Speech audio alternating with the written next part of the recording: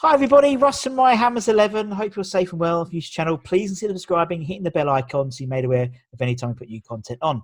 Lots of videos going up, sometimes 2-3 times a day, particularly obviously after Sunday.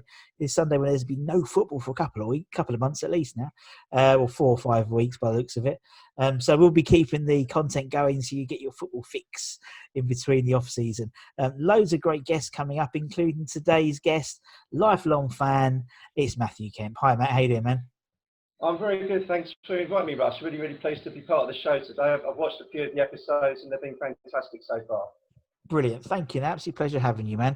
How is this new world we live in? How is lockdown treating you at the moment? I'm kind of getting used to it now, Russ. It's all about Zoom and Microsoft Teams becoming part of my everyday life. So, yeah, it's a virtual world we live in now. So, yeah, I've acclimatised reasonably well. Yeah, it is. This is the one Zoom call that people liked having. So, Most definitely, yeah. Talk no about West boring. Ham. Exactly. Well, I know. So, some people might not enjoy talking about West Ham if they're a West Ham fan. But obviously, it's weird, isn't it, thinking about it? Because we had like no football for like 100 days. And then we had this sort of deluge of games, 3 or 4 a day. And then after Sunday, that's it. It's like, what do we do again? You know what I mean? It's crazy when you think about it, how many games we've played in such a small amount of time. Yeah, I know. I'm probably the most pessimistic West Ham fan you'll meet, though. My glass is always half empty, not half full. So I'm pleased the season's over. We're safe, and that's the most important thing. But ironically, we just started playing the best football I've seen all season, and now it's going to come to an end. So, hey ho. It is. It's the West Ham way, isn't it? And you're right. It's weird as well because, we've got Villa on Sunday, and it's like I can't remember another time where I can relax watching West Ham play because there's nothing to play for really. We're sort of stuck in that position. We're not going to get above Brighton or whatever. We're just stuck there. So it's nice to sit back and watch Villa squirm more than, more than anything. But we'll see what happens. The first question I always ask everyone, Matt, when they come on is why West Ham? Why is West Ham your club, man? Yeah, I think my dad took me in 1982 Boxing Day to see Swansea City. We won 3-2 that day. I think it was Ray Stewart, Van der Elst and Goddard that scored. And I had a small seat that I took, it was a fold-up seat, and took it to the back of the North Bank and was right at the back there. And I was hooked thereafter and managed to go to a few more games. One of my friends had an executive seat in the West Stand and invited me to a few games there. So I get to see McAvenny in the bar. He was the one player who was always in the bar, and he was my hero. Blonde hair, white teeth. Obviously, later in life, we learned that teeth weren't real. He was ginger, but hey ho.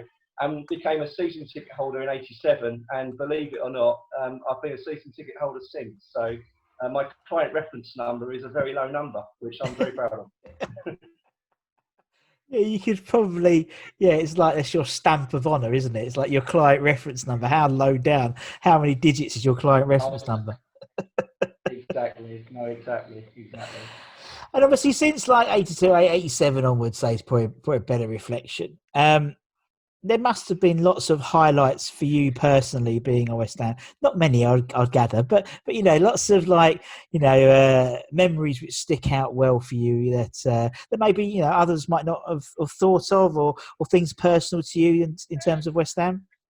Yeah, I mean, on a personal level, I've been quite pleased to be involved with West Ham a lot because I wanted to be a journalist. I didn't quite make it, but as part of that, I worked in a wine bar which was called Hollands. And I think I've given the name away. It was owned by Pat Hollands, and he was the Tottenham youth coach at the time. And managed to do an interview with Pat, and he also took me down to Tottenham. I met Razor Ruddock and Paul Allen, and basically had my work for the Pat Holland interview published in Overland Sea, which was run by Gary Firminger. And Russell noted you had a few ex-ODAS writers on recently, with Robert Banks, Jim Jury, Liam Tyrrell, and I was one of those as well. So to sort of get more into it, I wrote to Peter Story, and he met me, and he gave me access to the training ground. So I've got some great stories. You just couldn't do that these days. And I went down to Chapel Heath, and I was doing articles for the Student magazine.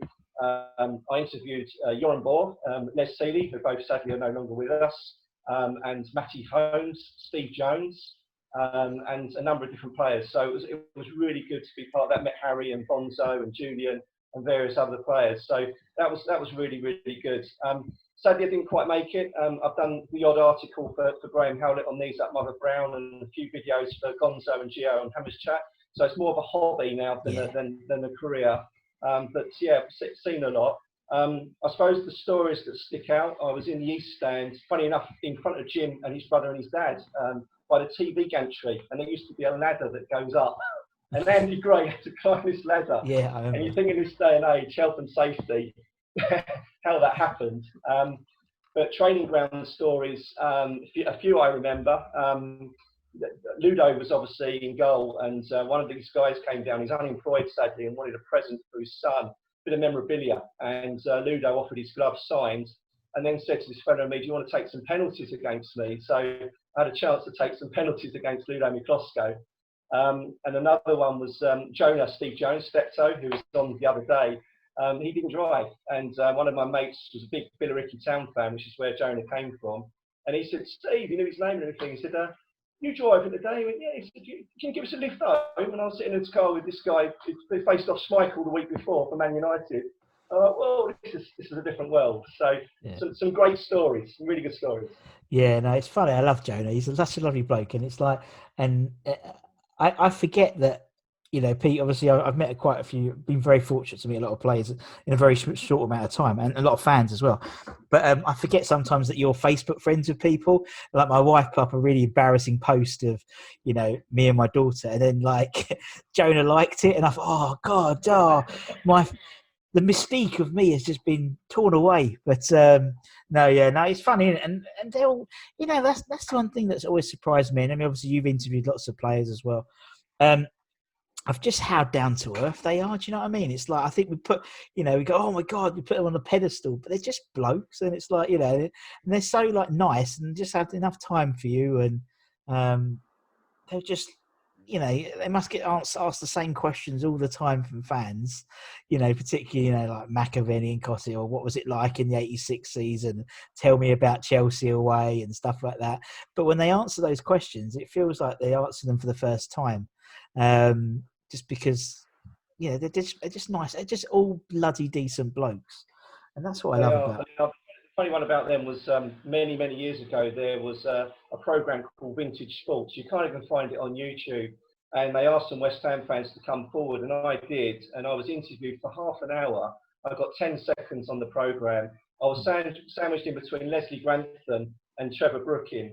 And the focus was on McAvenny and Cotty. And the weird thing about McAvenny, people don't remember this, there was a football ban on TV at the time for some reason.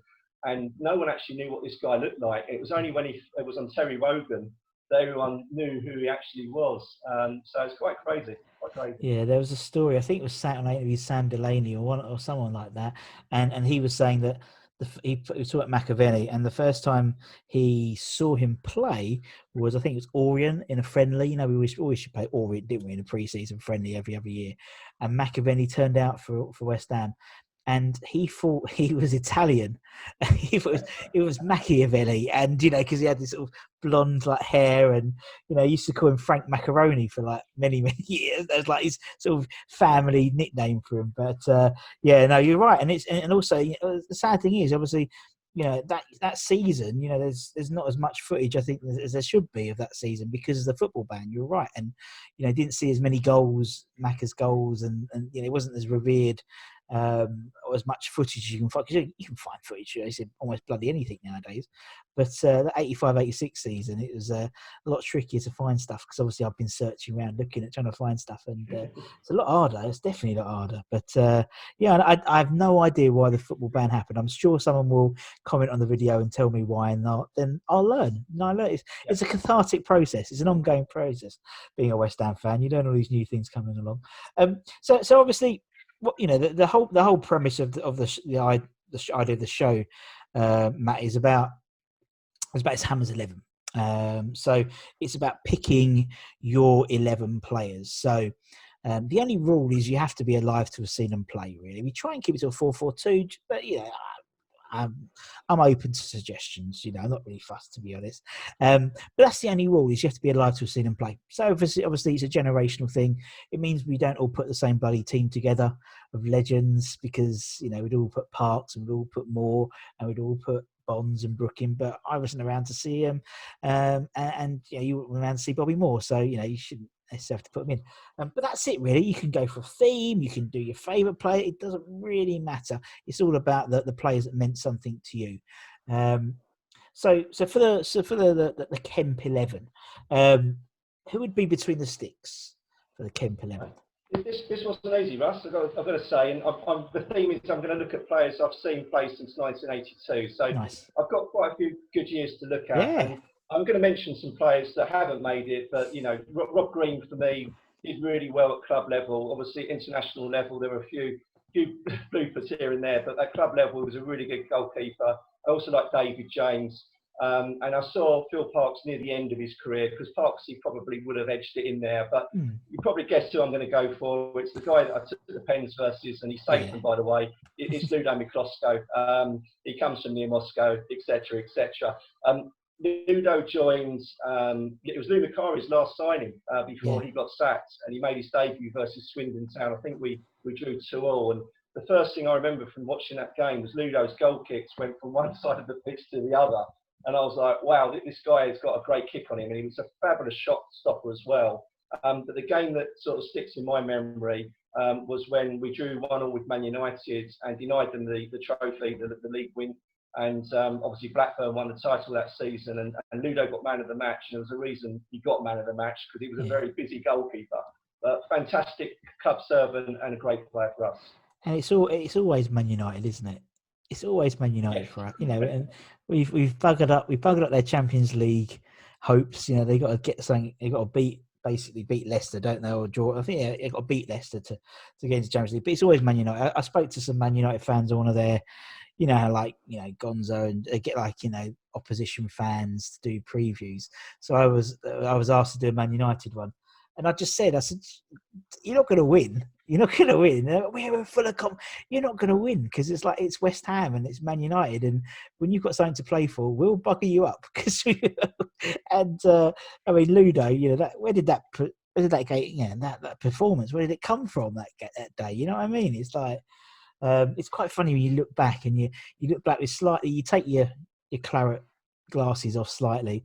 And my granddad used to call him Loopy Ludo, and I never really understood why. Because I just saw him as this colossus, and I understood why he thought that. But you're right, just that thumping goal kick, and he used to kick it really funnily. Funnily, it's not the right word, but he used to have a very strange goal kick, almost on the side, which he had to try and kick. It was really weird, but it was just so unusual. This sort of foreign-based goalkeeper turner. He was one of the first ones for us, wasn't it? And it was. And he was so athletic, and he didn't look like Phil Parkes. And he didn't look like any goalkeeper he'd had before. He was built, he's funny. But he used to introduce himself. Hi, I'm Ludo. I don't come from Moscow. I love the man. All right, Loopy Ludo's in. Okay, let's go left back then. Who we go for left back then, Matthew? Left back, it's an easy one for me. It's Julian Dix, the Terminator. I met Julian a number of times when he was a player in the nightclubs, believe it or not, and he always had time for us West Ham fans. And I turned the Big 4-0 a few years ago, and I've known Terry Marsh through the work I do, and Terry got Julian to come along as a guest for my 40th, and he was just a fantastic guy to have around. And at the time, he was training the West Ham ladies team before he got the job working with Slaven, and such a nice guy. He gave his all on the pitch. Very shrewd signing from John Lowell. I remember watching him. He got job from Birmingham City for just over 100 grand or something. And he was great at penalties. He was great at free kicks. And it was even an injured Julian Dix coming back, because obviously he wasn't quite the same player when he came back. I was just pleased to have him around. And a little known thing that people don't know is when he left West Ham, he managed Heybridge Swifts, and he actually took them up via the playoffs. But he didn't take them up via the playoffs because they had some new ruling about points per game or something. So Heybridge didn't go up, and he just said, this is a nonsense. But he joined Slaven at West Brom, and I'm really pleased for him and Slaven that they got West Brom up. I'm not a West Brom fan, but to see two ex-West Ham players do so well at the club, it was really pleasing. Yeah, definitely. And obviously they'll be back on. They'll be back at London Stadium next season. Hopefully with some fans there. Who knows? Indeed. Depends what time of the season and if anything, God forbid, happens in between that. But yeah, I know what you mean, Julia. You know, and it's he's one of those guys. I think there's something in Julian that we a lot of blokes live their life through Julian because he looked like one of us. Do you know what I mean? He's like he wasn't like chiseled.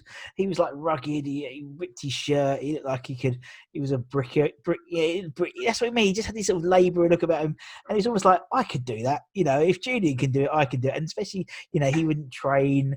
Or he'd have a Mars bar and a can of Coke, and then go and play 90 minutes Premier League football and stuff like that. And he was just relatable, and I think that's why, because he was playing in a position which wasn't particularly glamorous, it's that sort of left back position, but he could just galvanise a team and galvanise the crowd from one of his tackles or a 30-yard screamer or one of his penalties, or he was just an incredibly important player for us. And it's great that he's doing that. That him and Slab did a great job with West Brom. Obviously, Dean Garner scoring that last game as well. Another West Ham boy, and it's nice to see, because I think we like to see our boys do well, and Julian's just he's just fantastic, and he's my idol. I just think he's absolutely fantastic, man. But yeah, I think Julian's appeared in something like 68% of people's 11s. It doesn't matter what generation they are. Yeah, even people like Mark Ward. Mark Ward basically did his team, the '86 team, apart from the left back, and said put Julian Dix in. He went, and if we had Julian Dix that year, then it wouldn't have been if we won the league, but how many points we'd have won the league by, because that was the missing piece, he felt, to that '86 team. But yeah, Julian's in. Okay, let's go right back then, Matthew. Another easy one for me. He spent 12 years at the club.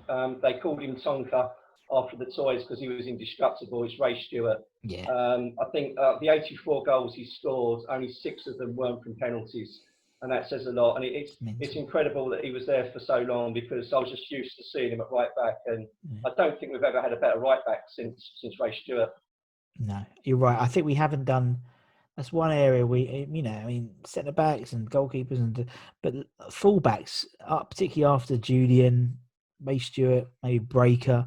Apart from that, we haven't really had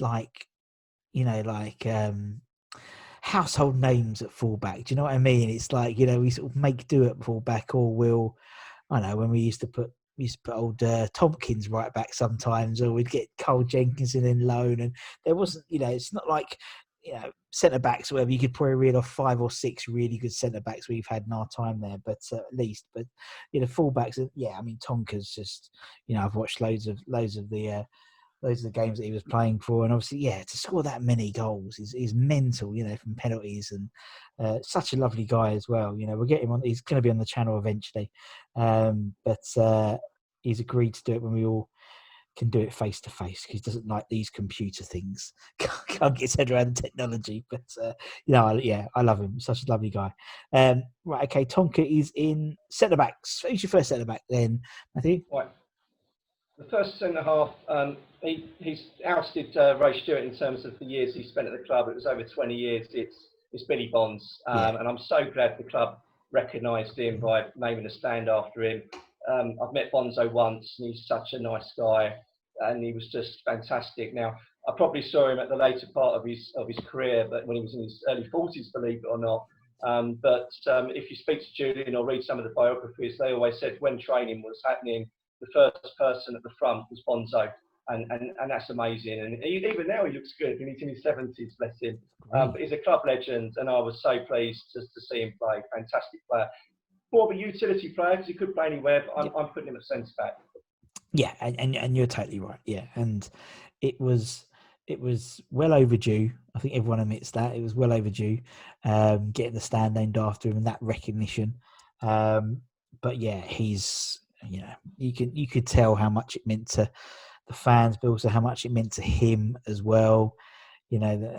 just seeing him bawl his eyes out, it was just like such an incredible, incredible image.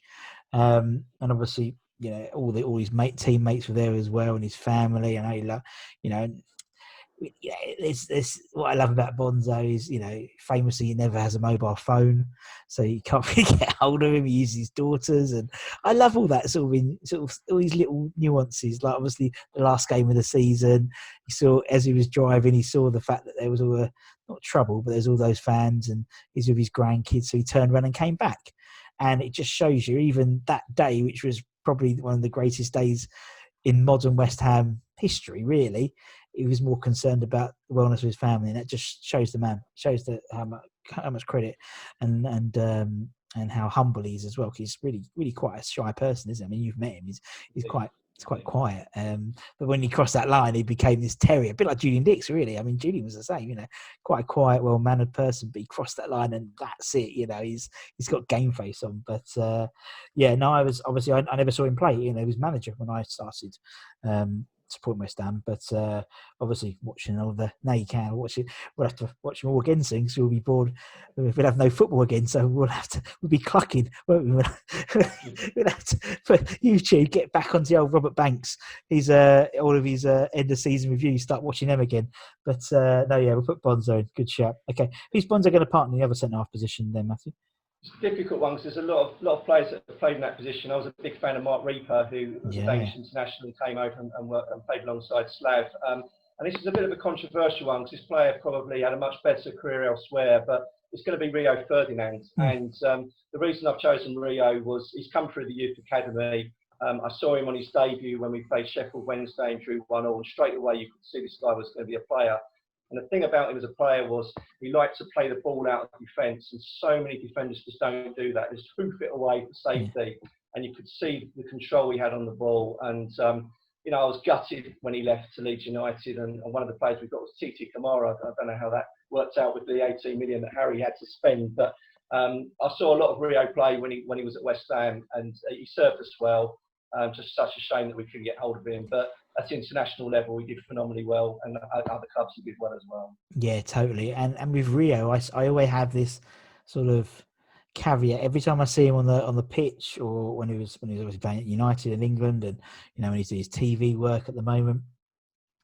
He's still a West. I've still got. He's still a West Ham boy. He's still West Ham. You can just see under his. You imagine under his shirt, he's still got a West Ham, vest on or something like that. It's funny. Some players, once they've gone, they've gone. It's like Payet, whatever. Yeah. But with Rio, he's still West Ham boy, and he's still with one of us. And it's a shame we didn't have him as long as we would have hoped. And who knows what would have been, if he didn't go to Leeds and stayed with us for a couple of years and then went to Man United, because I think obviously the Man United was the big move, but it is what it was. Okay, Rio is in. That's the defence done. Let's go midfield. Let's go left midfield. Who got left midfield then, Matt? Left midfield was a difficult one because I desperately wanted to put Devonshire in, but unfortunately he was injured a lot during the times that I was going, and I saw flashes of him, and just to give him credit, what he did on the pitch. You can imagine what the pitches were like in the 80s compared to what they are now. Such a good player. But I'm going to give it to another good player who had 3 years at West Ham, and it's Liam Brady, Chippy, as we used to call him. John Niall pulled off a master stroke bringing him back from Italy. I think he played for Ascoli, joined us for 100 grand. He had great close control, really good passing, good vision, and typical West Ham player. The last game he played for West Ham was against Wolverhampton Wanderers, and we won 4-0. And he scored with just outside the box, and it was just a phenomenal goal. I was watching it from the East Stand, and that was his last game before he retired. So we got some good years out of Liam, and he was a great player. Great player. Yeah, you're right. And we do well, don't we? We very rarely do we buy a player in their prime, don't we? They tend to be bookended. We either right at the beginning or right at the end. Something like Liam Brady's a classic. I never saw him play live, but in my sort of very sort of Teddy Sheringham-esque, right at the end of his career, but still had a good few years and could still deliver something. And lots of people say Liam Brady was like the forgotten man of that era because everyone talks about everyone else, but Liam Brady was a fantastic player, and I think that's a great shout on the left as well. Right, okay, so let's go the other side then. Let's go to the right midfield then. This is a controversial one, sadly. You've already mentioned his name, but unfortunately, he was the best West Ham player I've ever seen, and that is Dimitri Payet. Yeah. And I'll show you something, Russ, quickly. It's off the wall, but I bought this. I don't know if you guys can see all of that. Yeah. When he signed his 5-year contract on 125 grand a week, and believe it or not, he'd still be a West Ham player because that tied him until 2021. But I'm going to forget how he left. Yes. Let's focus on what he did on the pitch. For us, he was amazing. I went to games knowing that we could win. Whenever there was a free kick, 9 out of 10, I knew he was going to score, and he scored some fantastic free kicks.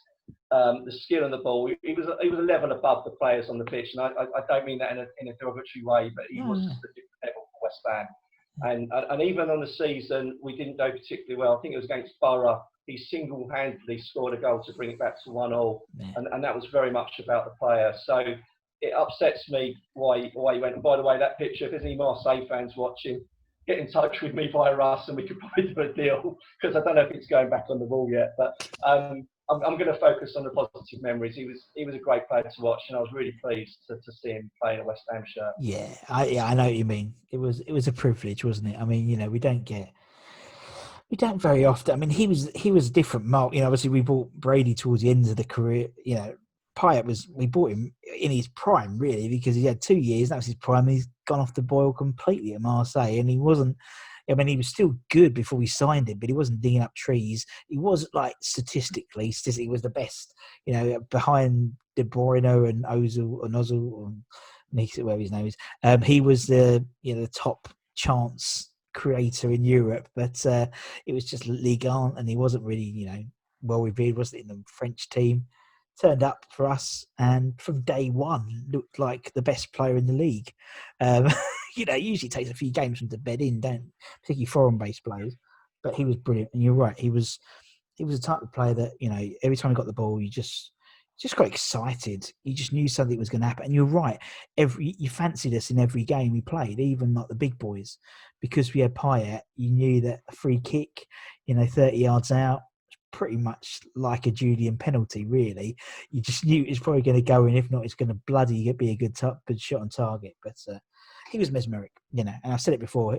He was the only player I can think of where my mates who weren't West Ham fans were jealous of. Do you know what I mean? It doesn't happen. Yeah. But they all wanted Payet in their team, and they were all worried when we played them because we got Payet. It doesn't happen very often, but it's nice. It's nice when it happens once in a while. Right, we'll put Dimmy in. Let's go central midfield players then, Matt. Who's your first one? Okay, another two that left the club, but the first one, Scotty Parker. Yeah. He won Hammer of the Year 2 years on the trot, and there was reasons why he won it. He was great for us, and I firmly believe if we hadn't got relegated, he would have stuck around the game. He has signed a long-term contract. Sadly, he went to Spurs. It's sort of blotted his career a little bit by doing that for us. But let's not forget what he did for us. And a game that sticks out in my mind, it was the season we got relegated. Unfortunately, we played West Brom away. We were 3-0 down, and apparently he did a pep talk at half time. And Carlton Cole said, there was a tear in his eye. And we came back to draw 3-3. And it's no surprise that Scotty's gone on to forge a managerial career at Fulham. And you never know, he could be a future West Ham manager. I wouldn't say no to that if he's successful at other clubs. I'll remember him well, but forget about him joining Spurs. Yeah, I mean it's a weird thing, isn't it? It's like some people call, this guy's a legend, or this player is brilliant. This player was the top player for us, and it's like then people don't talk about Scott Parker in the same breath. And I think if West Ham fans, we love players who just give their all. He every game would literally crawl off the pitch. He'd literally given everything. Some games when he played with a crap team. The team weren't good, and he was a shining light. And sometimes it's almost like he was carrying the team on his back. And I just think I just think it's a shame that he's not with it because I mean, like today, what's his face? Jordan Henderson wins Footballers' Right Player of the Season. Scott Parker won that in the season we went down. That's never Mm. happened before. We've got just as many footballer. I mean, Man City have only had one footballer's writer of the year, and that's Raheem Sterling. And how many Premier League titles and how many they won? We've had one as well. We had Scott Parker the season we went down. I thought it was great. I love Scott Parker, and you're right. He's doing a great job at Fulham. Who knows? Who knows? I think there's definitely a wave to get more West Ham boys in the backroom staff as well, isn't it? So obviously you've got Kevin Nolan and you've got Kevin Keane and Stevie Potts and Cole, Konchesky, Zavon. They're all sort of getting involved, and maybe, who knows? Or maybe Noble eventually. I think you never know, do you? Right, who's Scotty going to partner in the middle there, Matt? Well, you mentioned Noble. He nearly made it, and I'm a big fan of Mark, and he's been a great servant to the club. And this is a little bit controversial yet again, but I'm going to go for Michael Carrick Yeah, because I saw young Carrick come through.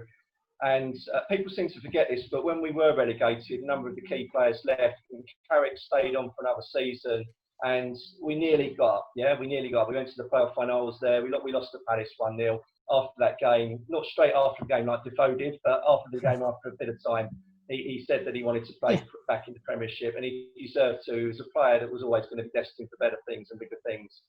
But he just looked so good at a young age. He looked comfortable on the ball. And yeah, he was a good player for us, and he obviously had a great career elsewhere as well. yeah. And I think he got a bit not under. He definitely got underappreciated at West Ham. I think when you look back, but I think you sort of because you had that generation, that golden generation that Harry said, and Tony Carr talks about, and you forget about Michael Carrick a little bit. I think in some people he gets a little bit lost in the wash. You know what I mean? In terms of you've got Joe Cole and you've got Rio Ferdinand and then Carrick.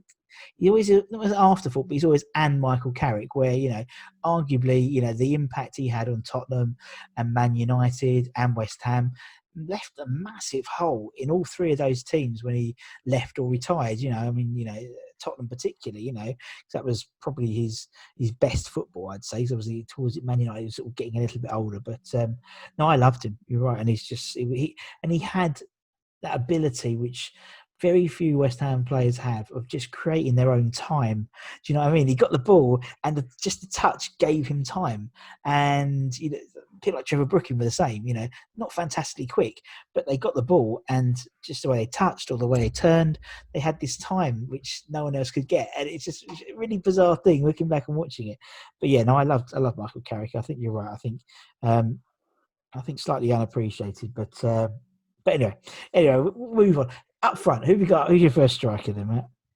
So yeah, there's a lot of strikers I would love to have picked, but the first one is going to go for the second best West Ham player I've seen, and that's Paulo Di Canio. Yeah, First and foremost, the goal against Wimbledon. I was there for that game, and unbelievable goal. I think he won goal of the decade and the best Premiership goal that season. yeah, He really wore his heart on the sleeve, and it was a big move for Harry to bring him in because obviously with all the controversy over Paul Alcock and Sheffield Wednesday and what happened, and Harry took a gamble there. I think he got him in with Wigan Foe at the time for a couple of £1 million. And people forget, they focus on the negative of what he did with Sheffield Wednesday, but I recall the game up at Everton where Gerrard, the goalkeeper, went down and the game stopped because Di Canio picked up the ball, and I'm like, "What are you doing? Score a goal! We never win at Goodison yeah, Park, What's he doing?" And he won FIFA Fair Play of the Year award and so on. And there was a lot of good parts to Di Canio, and he was West Ham through and through. And a lot of people don't know this, but Alex Ferguson really did want to sign Di Canio. That was genuine interest, and Di Canio turned that down. And he just said he couldn't do that to West Ham because they'd taken a chance on him, and he really wanted to play for West Ham. And for any player to turn down Man United at the peak of their career is a big statement. So a lot of time for him. Fantastic. yeah. And he's another one. Sort of, I'm getting a little bit worried by the thought, but he could be a West Ham manager at some point as well. And it would be a bit of a wild ride for us. But I'd love to see him come back in some way. Yeah, some capacity. I wouldn't put him. It's like I wouldn't put him in charge of the coppers, but But I know what you mean about him. He was. I mean, I think You know how like Kevin Nolan is sort of our he's, he's obviously a fantastic, clearly he has a great rapport with the players, and but I could see Di Canio doing that role. Just you need like or famously Julian was picked. He wasn't actually a coach, was he, originally for when he was on the staff at West Ham? He was like he had some weird like first team assistant coach manager. He had some weird thing, but it was basically sort of a G up person. I could see Di Canio. You could imagine him sort of tearing into the team when we played Wolves' first game of the season. So I know what you mean, but he was brilliant, wasn't he? And I mean, the man's got a tattoo, a West Ham tattoo. I haven't even got a West Ham tattoo, so he's got one up on me. Probably because I pass out because I'm alert. I've got needle phobia, but that buys the buys. We move on. But I know what you mean about Di Canio. I mean, I loved him. Yeah, I mean, I think he was the best player. Overall, I think Pyatt was technically the best person. Best person I've seen in a claret and blue shirt. But you're right, Di Canio was. You said he was number two. Yeah, he was probably the number two in terms of technical, but he had the passion, didn't he? He had like the entertainment about it. We want to be entertained as West Ham fans. You went, particularly when he was playing, very similar to Di Canio, but to Pyatt rather. But you go to a game being entertained. You knew if Paolo was playing, something would happen. And it might be good, it might be bad, but something. Every game that period, something was happening, and that was we spoke about Bradford at 5-4, and that was just a whole melting pot of everything that happened in that era. It was just things that happened all the time. Di Canio would get fouled, he'd want to be subbed off, he'd then beat a man and score a penalty and fight for the ball off Frank, and he was just when football was fun. It was. I don't find it fun now. I find it very professional. Do you know what I mean? And there's no characters in the game and stuff like that. And he was a character, and that whole period was probably the last period we had decent characters in there. I mean, even someone like I don't know, even someone like Deck. I mean, Deck's a lovely guy off the pitch, but on the pitch, he's very professional. And where someone like John Moncur, he wasn't as great as Declan Rice, but you'd be entertained by him because he would do something silly. And football's meant to be fun, you know what I mean? It's like it's too much of a chore sometimes. It's like, particularly before everything happened. I mean, going to West Ham might have been seen by many as being a bit of a we'll go West Ham on Saturday, where it should be. No, I'm going football on Saturday. I'm looking forward to it, and I think who knows? This new era we're going to go into now, and I think it's about having players who you think are going to fight for the shirt. Your Jarrod Bowens. If we had a team with Jarrod Bowens and Declan Rice's and Thomas Souček's, I think we'd be all right. I think we'd be all right each season. But yeah, no, Di Canio, I love the man. He's brilliant. So many stories you hear, obviously interviewing, loads of people. They all have their individual Di Canio stories, and every one of them's brilliant. And it increases your love for the man even more when you hear all these sort of fans. People like John Joe and Gary Herman. They were talking about, Paolo invited them to Swindon Stadium when he was manager there, and because of all the work he did for the Bobby Moore Foundation. And when he met him, when he met the two, first he did was he went on his knees and started going, "We're not worthy, John Joe. We're not worthy." He's like Kenya. He's Di Canio, and he got out, and he's in the manager's office. He's at Swindon. I think they might have just played a game. I think they drew or something. And he opens up his drawer, and it's full of West Ham photos.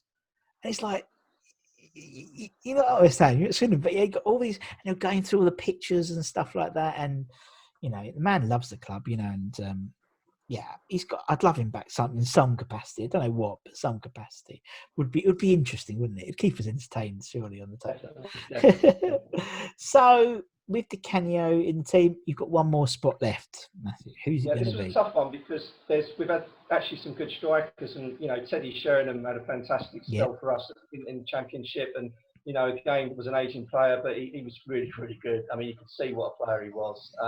But his best years were probably elsewhere, right? And Jermaine Defoe, he scored a lot of goals for us as well. Yeah. Again, I think like the way he left and everything, and he regrets that now, and he's put his hands up. So maybe we should forgive that one. But and also we've mentioned the Scottish guy, Frank McAvenny, not the Italian guy, the Scottish guy, Frank McAvenny, and he was also great for us. But it's got to be Mr. West Ham, and that's TC, Tony Crosby. He scored over 115 league goals over both spells for us. Scored in his debut, and yeah, he was just fantastic. I was gutted when he left to go to Everton for, I think, just over £2 million. And you kind of look back and you think, come on, TC, you should have been like Mark Noble. You're a one-man club. But, I get why he left now. Yeah. We weren't going in the right direction for him. And he was prolific at Everton as well. And it's a travesty he didn't get more in England caps, because he was a goal scorer, a fox in the box, right? Yeah. I think the only block I'll say to TC if I ever see him again is that he did play 2 games to Millwall. Which I don't know about that, but no, he's a West Ham legend. He's Mr. West Ham. He loves the club, and Yeah. he's a fantastic bloke. And what a great player for us. Yeah. He scored goals. No, you're right. You're right. I mean, he's a lovely guy, and I mean, you're perfect. I mean, when I interviewed him, he said, to be honest, I sort of regretted leaving the first time. I do now in hindsight, but you're right. He wasn't going the way he wanted it to go. And Everton came around as the shiny thing on the other side of the hill, and the grass is green on the other side. And if it wasn't for, it's horrible to say, if it wasn't for Bobby Moore dying, he might not have come back, because he said, because obviously they had the game where it was the All-Star 11, the Premier League All-Star 11 against West Ham, and obviously everyone was like, and he got a really nice reception, because the last time he came, when he was at Everton, he got booed off the park, and then he got a really good reception. And then that started the wheels in motion for, if something came up, he'd be back at West Ham in a shot. And so it's weird how things happen like that, isn't it? He's such an amazing, he's so lovely.